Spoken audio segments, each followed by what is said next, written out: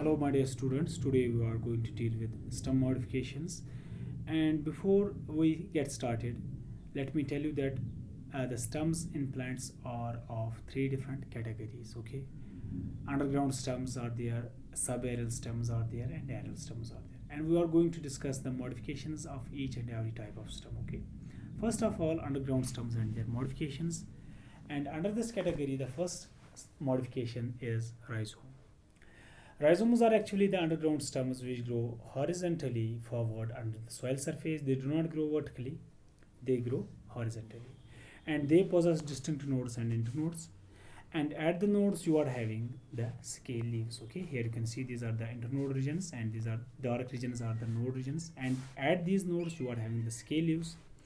And they also possess well developed apical and axillary buds. Here you can see these are the apical buds at the tips, and in the axils of the scale leaves at the nodes, you are having the axillary buds. And these axillary buds and apical buds, they are involved in the formation of shoots. Examples are curcuma, turmeric, musa, banana, and ginger. Okay.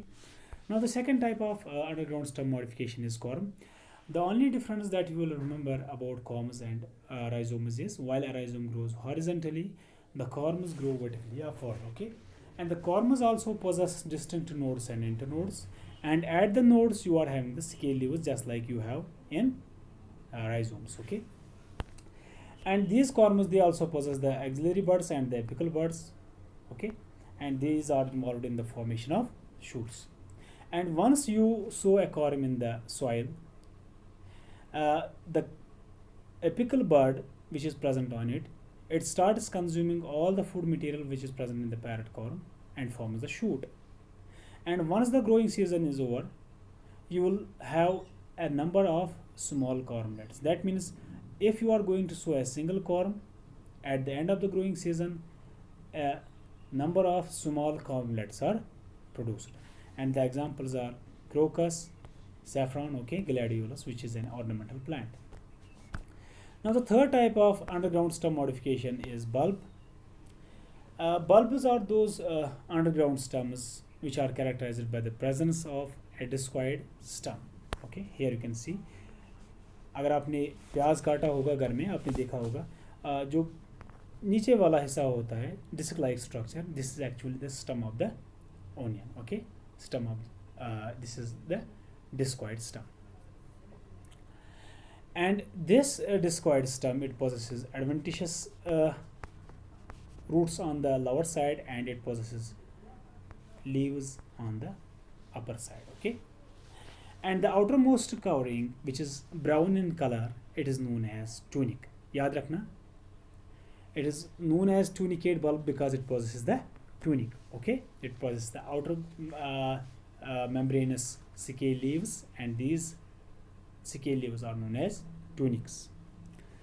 And the inner leaves, which are fleshy, they are arranged in concentric whorls. आपने देखा होगा जब आपने कभी प्याज काटा होगा in a transversely, okay, you will see these the leaves are arranged in a concentric fashion. Okay, and the examples, there are a number of examples. I will just quote one: Allium cepa, onion. Okay, and the second type of bulb is Invacare bulb or non-tunicate bulb.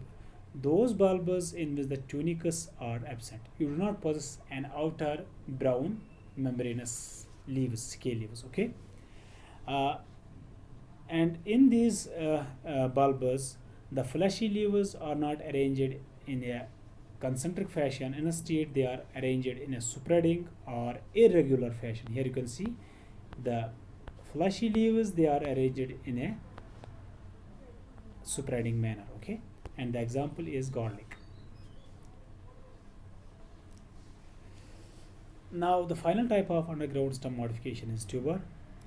Tubers are actually the globo structures which are formed due to storage of food at the tips of stolons. Okay, in potato plants, some part of the stem remains underground. Okay, and the fine branches that you have underground, okay, these fine branches are known as stolons, and the tubers are formed at the tips of these fine branches. Okay, due to storage of food material. Okay, due to storage of food material, the tips of these stolons, they become swollen and form a tuber-like structure. Okay, and when you will see an individual tuber, you will find a number of notch-like structures, and these notches are known as eyes. And these eyes, they actually represent the nodes. They represent the nodal regions, and these regions possess the buds. Okay, and there are two distinct sides in a potato. You can see, uh, first of all, terminal end with apical bud. Okay, here this is the terminal end, or you can see here this is the terminal end, and this terminal end, it possesses an apical bud. This is known as rose end. Okay, this end of the tuber is known as rose end, whereas on the other hand, you are having this end which is attached here to the stolon. This is known as heel end. Okay, the stolon end of a tuber is known as heel end, and the exactly opposite end of this of the tuber, okay, is known as the rose end. Okay, rose end is opposite to the heel end. Okay, and heel end is attached to the stolon. Okay, examples, there are a number of examples. I will just quote one: Solanum tuberosum. Okay, potato. This is all for today, and in the next class, inshallah, we will start with the other types of stem modifications. Till then, God bless you and thank you all.